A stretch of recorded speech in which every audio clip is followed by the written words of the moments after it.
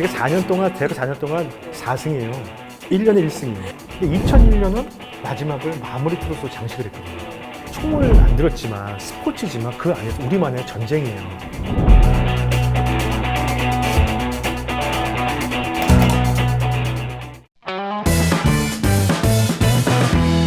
신인 선수가 한국 시리즈에 2차례나 등판했다는 거, 3차전과 6차전이죠. 6차전은 이제 그 경기로 이겨서 한국 시리즈 우승을 차지했으니까. 네네. 그 당시 어떤 느낌이셨어요? 느낌이 없었어요. 그리고 한국 시리즈 선발 통보를 받아본 적이 없어요. 그러니까 2차전 선발까지 통보가 됐었어요. NT는 들어갔는데 1차전 선발과 2차전 선발이 나왔는데 3차전 선발이 없었어요. 제가 선발한 거는 그래서 생각도 못하고 있었고 저는 당연히 뭐 박철순 선배님이나 장호연 선배님이 나갈 줄 알았어요. 팀의 레전드잖아요. 당연히 상징성 있는 분들이고 최일원 코치님한테 선발 준비하는 얘기도 갑자기 들었어요. 그리고 몸 관리를 어떻게 할지도 모르겠고 아무 생각도 없었어요. 그냥 뭐 난 1이닝만 막는다 그런 생각으로 올라갔는데 1이닝 생각하다 보니까 6이닝까지 막았고 1실점 하면서 9회 이제 동점이 되는 바람에 제가 승리적 우선 됐지만 그리고 이제 연속해서 그렇게 해서 빠른 시일 내에 선발 나가본 적이 한 번도 없죠. 왜냐면 학교 다닐 때 시합을 거의 못 나가는 선수였어요. 정식 게임으로만 1년에 30이닝도 못 던지는 선수였어요. 대학 4년 동안 4승이에요. 1년에 1승이요. 그러니까 82년도에 프로야구가 처음 생겼잖아요. 그때 박철순 선배님 보고 굉장히 와 멋있다라는 생각을 했었는데 제가 프로 첫 룸메이트가 박철순 선배님이고 그리고 6차전 선발 나가기 바로 전에 저한테 잠들기 전에 그러더라고요. 내일 잘하든 못하든 열심히 해. 너는 신인으로서 네가 할 만큼 다 했으니까 내일 게임은 이기든 상관없이 그냥 너의 게임을 해. 열심히 해. 그러더라고. 자신 있게 던지라고. 그 말 한 번밖에 안 하더라고. 그때도 마찬가지로 1이닝만 던진다 생각으로 올라갔어요. 그러다 보는데 완투까지 가게 되더라고요. 그쵸. 6이닝까지 노히트였고 1점 주는 것도 되게 아쉬웠었어요. 1-4, 1-3루에서 2루수 땅볼 했는데 타구가 힘이 없다 보니까 반발 차이로 1루 세이프 되는 바람에 1점이 들어왔죠. 진짜 아쉬웠겠다. 근데 저는 솔직히 그런 게 없었거든요. 이긴 거에 대한 너무 기쁨이고 내가 던졌다는 것 자체가 이런 한국 시리즈 던졌다는 것 자체 와 이걸 이김으로써 우리가 또 7차전까지 가는구나 라는 생각이 마지막 정수근 선수가 딱 잡는 순간 있잖아요. 그게 막 생각이 들더라고요. 권명철 선배가 하이파이브 한 듯 뒤에서 머리를 딱 때리더라고요. 때리면서 야 조금만 더 잘 던지면 완봉하잖아. 그러면서 좀 웃더라고요. 근데 그런 거 에피소드가 있었는데 어떻게 보면 어린 시절에 우상 같았던 선배랑 같이 신인 때부터 방을 같이 쓴다는 거는 무기됐겠지만 엄청난 부담이었을 것 같거든요. 부담이 굉장히 되죠. 왜냐면 5년 차 선배도 아니고 10년 이상 나는 선배님이고 주무실 때도 뭐 이부 자리도 쫙 바꿔야 되고요. 시킨 건 아닌데 제가 그렇게 됐어요. 선배님 불을 꺼도 될까요? 뭐 이렇게까지 했으니까요. 95년도 한국 시리즈 우승과 2001년 한국 시리즈 우승을 경험하셨잖아요. 2차례 이제 우승 반지가 2개의 반지가 있는데 좀 비교를 한다면 어느 게 더 값진 반지냐고 물어보면은 저는 그건 진짜 대답할 수가 없어요. 왜냐면 95년도에 우승 반지는 제가 생애 처음이에요. 야구를 한 이후에 그때 그 첫 반지 그리고 프로야구 신인으로서 받을 수 있는 굉장히 어떻게 큰 혜택이라고 볼 수 있어요. 야구를 못했던 제가 프로야구 와서 가장 찬사를 많이 받은 해였고 거기에 보상으로 한국 시리즈 반지를 끼웠다는 거는 엄청난 거거든요. 근데 2001년도는 반대 마무리예요. 제가 포수 진에 올라가면 거의 마무리였다고 해도 선발 투수로 올라가고 또 중간 불펜으로 가고 좀 그랬었거든요. 근데 2001년은 마지막을 마무리 투수로 장식을 했거든요. 그 의미는 굉장히 또 틀리다고 봐요. 지금도 그 사진 나오더라고요. 홍성훈 선수랑 마지막에 우승 그 세레모니 같은데 그 장면이 정말 인상적이었어요. 근데 홍성훈 선수는 처음 신인 때부터 되게 파이팅도 되게 좋고 투수들이 너도 나도 홍성훈 선수랑 피칭을 하고 싶어 했었어요.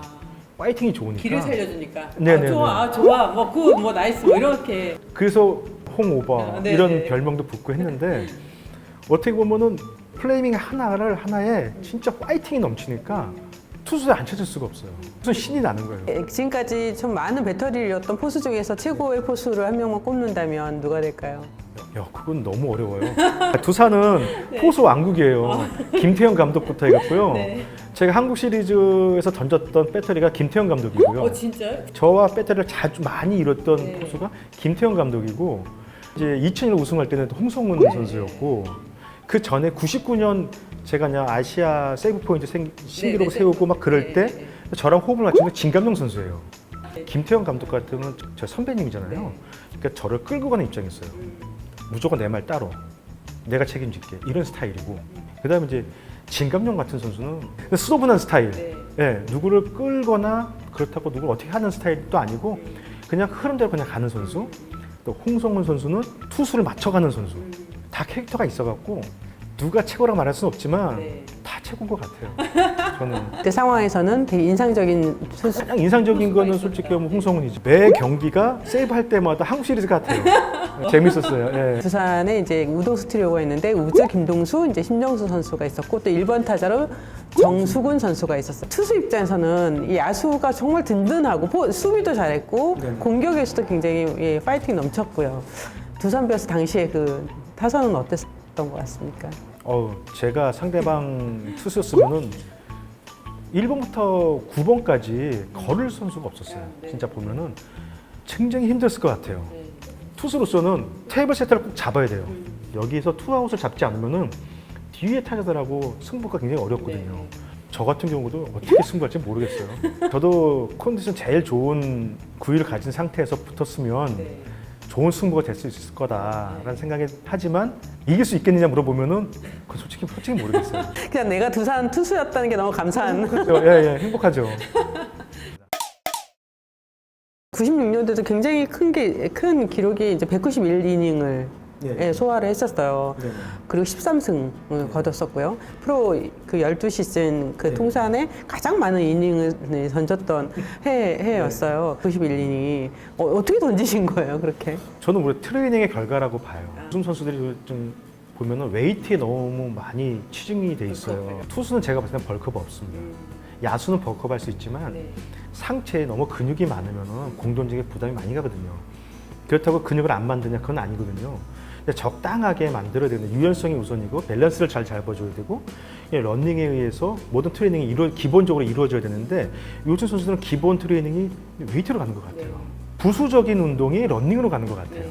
그러니까 좋은 투수들이 굉장히 많은데 잦은 부상이 많고 풀타임 가는 선수들이 많이 없어지는 것 같아요. 그러니까 러닝에 효과라고 볼 수 있는데 프로 2년차 때 191과 3분의 2이닝을 던지는 그걸 버틸 수 있었던 건 트레이닝의 결과로 봐요. 저는 시즌 내에서도 계속 러닝을 거의 1시간 이상씩 뛰었어요.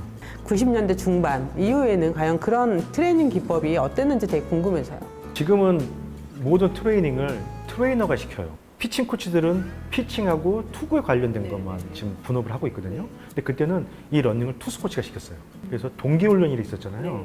스프링 캠프가 지금처럼 2월 1일 날 시작하는 게 아니고 1월 중순부터 가고 그 전에는 또 모여서 동기훈련인 걸 한 보름 정도 한단 말이에요.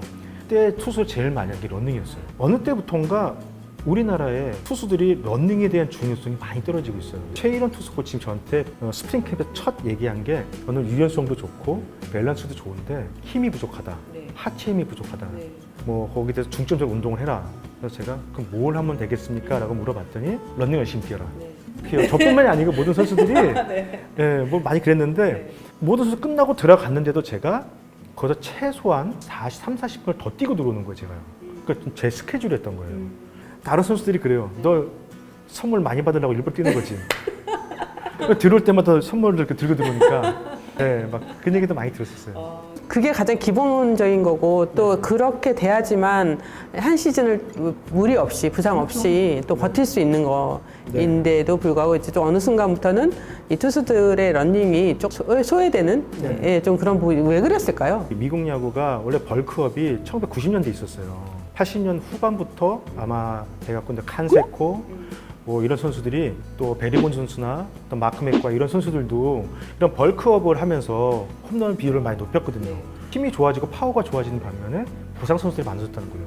근육에 파워가 생기는 대신 근육의 밸런스가 깨지면서 아프게 된 거예요. 근데 지금 메이저리그 보면은 러닝을 많이 뛰어요. 그리고 스프링 캠프에 들어오면은 거의 근력 보강의 운동을 치중이 거의 줄어들어요. 그 전에 다 만들어 놓고 기술적인 거와 휴식 그리고 뭐 본인 파워가 좀 떨어지면은 베이스를 올려주는 걸로 좀 가주는 추세거든요. 그게 메이저리그가 지금 뭐 벨린저나 이런 데 보면 몸이 슬림하잖아요. 슬림한데 강한 근육을 가지고 있어요. 선수들한테 얘기해요. 가장 중요한 게 뭐냐? 어떤 스피드가 빨라야 됩니다. 막 얘기를 해요. 근데 스피드는 타고나는 거고 트레이닝으로 해서 올라갈 수 있는 스피드는 한계가 있어요. 근데 가장 투수한테 중요한 거는 유연성이거든요. 제 몸 중에 가장 중요하게 생각하고 부모님한테 감사하는 게 유연성이에요. 저는 제가 노력해서 된 게 아니에요. 처음부터 유연했거든요. 그러니까 유연성, 그다음에 밸런스, 그다음에 기술적으로 뭐 메카닉이나 뭐 여러 가지 뭐 자기 몸에 맞춘 맞춤형 이제 근력 운동 이런 게 필요하겠죠.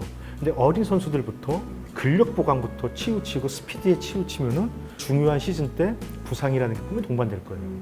그 1차 지명 선수 때 없어요. 다 보면 다 수술 다 환자고요. 없어요. 예. 그게 뭐 정신력도 많이 떨어지는 거예요. 어려운 환경에 가갖고 부딪혀서 이겨낼 수 있는 힘이 없는 거예요. 근데 오히려 중간 순위나 밑에 순위에서 열심히 해서 올라온 선수들이 또 많이 생겨요. 예. 아니 이렇게 말씀을 잘하시는데 왜 해설할 때 아무도 안 가르쳐서 방송을 몰랐어요. 1999년에는 여러 가지 좀 기록들이 있었는데 가장 큰 게 이제 52세이브 포인트. 네네. 일본 사사키 투수가 가지고 있었죠. 네. 근데 그 기록을 우리가 처음 깬 건 임창용 선수예요.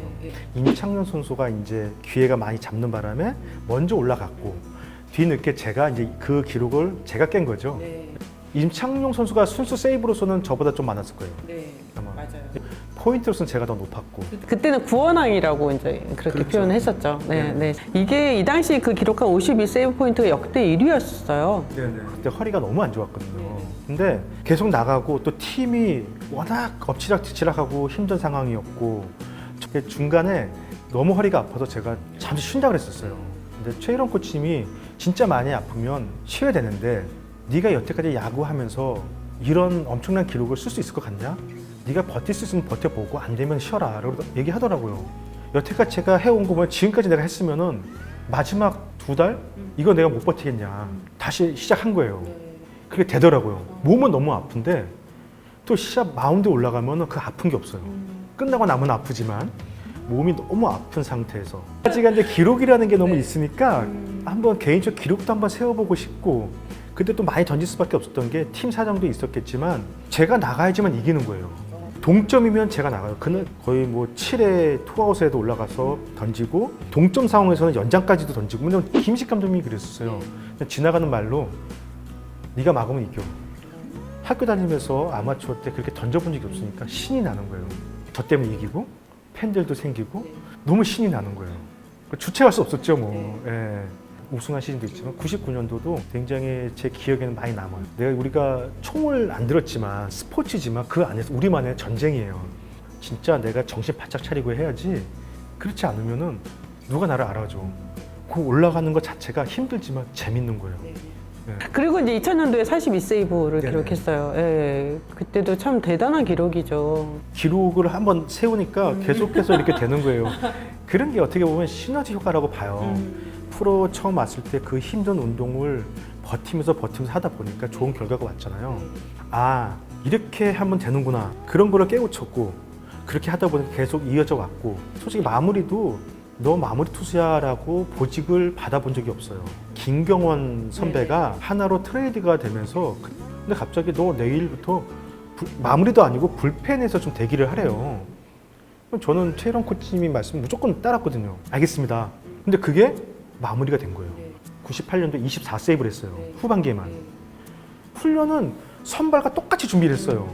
근데 시즌 들어가면서 마무리 투수가 된 거죠. 그냥 된 거죠. 네. 메이저리그에 올라갈 수 있을지 없을지 모르지만 미국 야구에 도전해서 미국 야구는 어떻게 하나 좀 알고 싶은 그런 궁금이 굉장히 많았어요. 잘 풀릴 때도 있지만 꼬일 때도 있어요. 근데 프로야구에서 최악의 성적이 나와. 어머니 잘 지내세요? 아, 나야 그럼. 나 잘 지내지.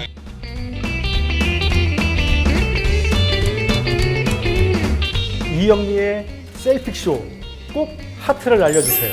그리고 알람 설정은 기본이고 꼭 좋아요, 구독 꼭 해주십시오.